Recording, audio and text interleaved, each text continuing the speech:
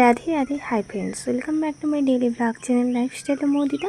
কেমন আছে তোমরা সবাই? আশা করছি সবাই খুব সুস্থ আছো, ভালো আছো। আমরাও খুব ভালো আছি।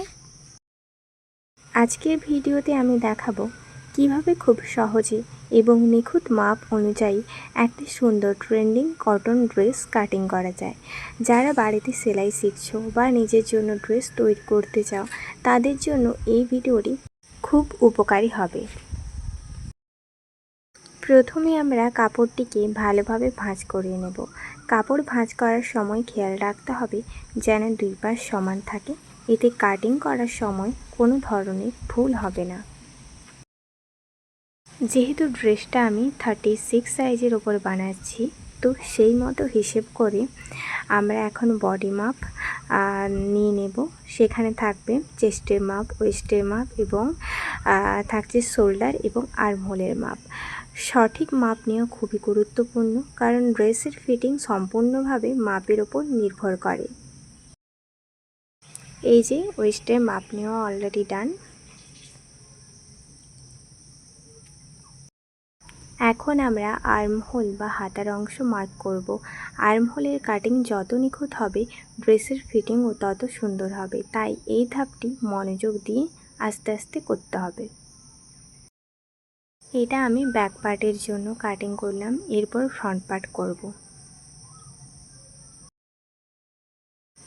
এখন মার্ক করা লাইনগুলো ধীরে ধীরে কাটিং শুরু করব।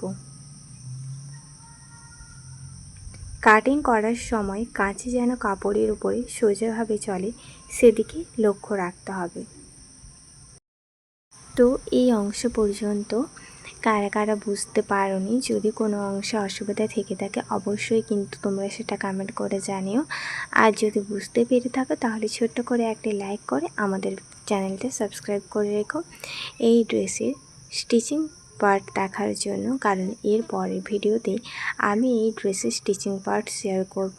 তো কাটিং তো দেখিয়ে নিলে, এবার তোমাদেরকে তো স্টিচিংটা করতে হবে, তাই না?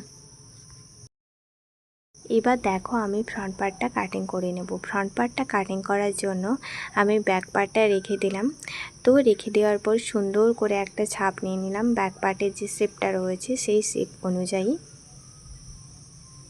তো শেপ নেওয়া কমপ্লিট। এবারে চলো আমি আর্মহোলটা কিছুটা ডাউন করে দিচ্ছি, কারণ সামনের পার্টে আর্মহোলটা কিছুটা ডাউন থাকে, অর্থাৎ হাফ ইঞ্চের মতো ডাউন রাখতে হবে। তো এবার ফ্রন্ট পার্টটাও আমি চলো কাটিং করে নিই। এই যে কাটিং করা হয়ে গেছে, ব্যাক পার্ট এবং ফ্রন্ট পার্ট দুটো কাটিংই আমার কমপ্লিট। এর পরেরটাতে আমি স্লিভস কাটিং করব। তো এই যে ব্যাক পার্টটা আমি ঠিকঠাক করে ভালোভাবে গুছিয়ে রেখে দিচ্ছি আর কি। তো চলো একটা একটা করে পার্ট তোমাদের সাথে শেয়ার করি। এই যে স্লিভস কাটিং করব, এর জন্য কিন্তু আমি একটা লম্বা কাপড় নিয়ে নিয়েছি। তো কাপড়টাকে 4টা ফোল্ড করতে হবে, যেহেতু দুটো হাতা হবে, একটা একটা হাতাতে দুটো করে ফোল্ড থাকবে, তো সুতরাং 4টা ফোল্ড হবে। তো এই যে দেখতেই পাচ্ছ আমি হাতাটাকে সোজা করে নিয়েছি ভালো করে, আর তোমাদেরকে দেখিয়ে দিয়েছি 4টা ফোল্ড এখানে রয়েছে। এবারে আমি হাতার লেন্থটা আগে নিয়ে নেব। যেহেতু এটা 3/4 হাতা হবে, সেহেতু সেই রকম হিসেব করেই কিন্তু আমি হাতাটা নিয়ে নিচ্ছি। তোমরা যে যতটা হাতা করতে পছন্দ করো সেরকম করে একটা মাপ নিয়ে হাতাটা বানিয়ে নিও। এখানে নিয়েছি 16.5 ইঞ্চ, কারণ কি হাফ ইঞ্চ ওপরে চলে যাবে সেলাই মার্কিংয়ে, আর নিচের দিকের 1 ইঞ্চটা আমি যখন ফোল্ড করে সেলাই করব তখন চলে যাবে। তো এবারে চলো আমি হাতার শেপটা দিয়ে নিচ্ছি। এখানে তোমরা যে ব্যাক পার্ট কাটিং করলে সেটার আর্মহোলের পুরো মাপটা আগে নিয়ে নেবে, তারপরেই কিন্তু এখানে সেই হাতার মাপটা বসিয়ে দেবে। দেওয়ার পরে কিন্তু হাতাটা কাটিং সুন্দরভাবে করে নিতে হবে। এই যে আগে আমি মার্কিংটা করে নিলাম, এবারে সাইড বরাবর মার্কিংটা করব, তারপরেই কিন্তু আমি হাতাটা কাটবো।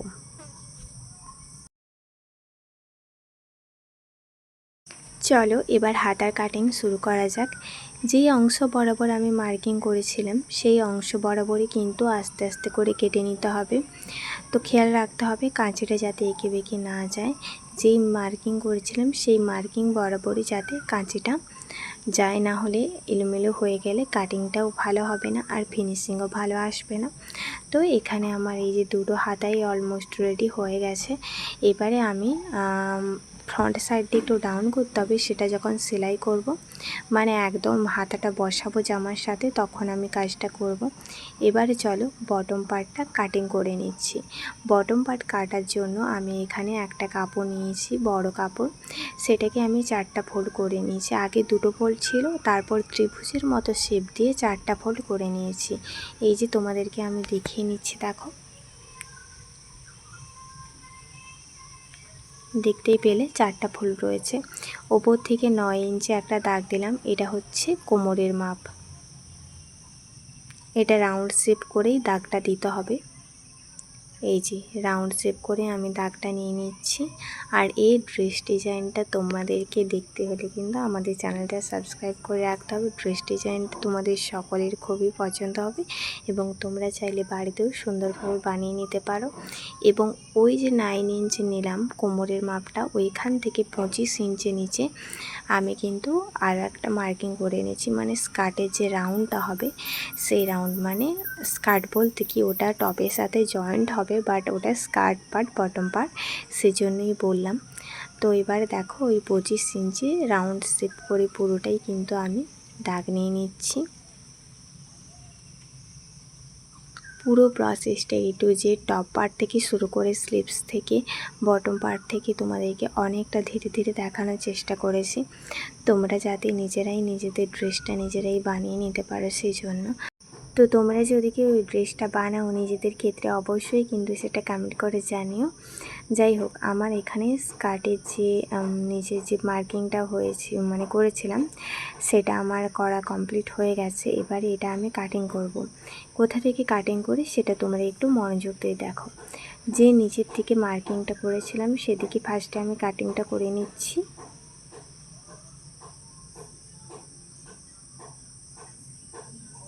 এই যে নিচের দিকের কাটিংটা কমপ্লিট। এবারে আমি কোমরের দিকে যে রাউন্ড শেপটা দিয়েছিলাম সেই দিকে কাটিং করব। সেদিকে কাটিং করলে আমার পুরোপুরি কাটিংটা কমপ্লিট হবে।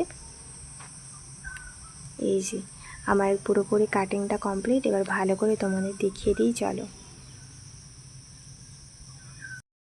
সম্পূর্ণ ড্রেসের কাটিং এখন তৈরি হয়ে গেছে। এই কাটিং অনুসরণ করে খুব সহজেই একটি সুন্দর এবং আরামদায়ক কটন ড্রেস তৈরি করে নিতে পারবে তোমরা। যদি ভিডিওটি তোমাদের ভালো লেগে থাকে তাহলে অবশ্যই একটি লাইক করে দিও, বন্ধুদের সাথে শেয়ার করো। আমাদের চ্যানেল লাইফস্টাইল মৌদিতা সাবস্ক্রাইব করতে ভুলো না।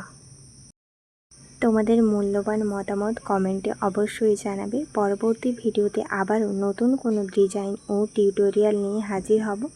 ধন্যবাদ সবাইকে। সবাই ভালো থেকো, সুস্থ থেকো এবং সেলাই শেখার এই যাত্রায় আমাদের সঙ্গে থেকো। তো দেখা হচ্ছে এই ড্রেসের স্টিচিং ভিডিওর সাথে। ভিডিওটি কেমন লাগলো জানিও। আজকের মতো এই পর্যন্ত রাখছি। রাধে রাধে।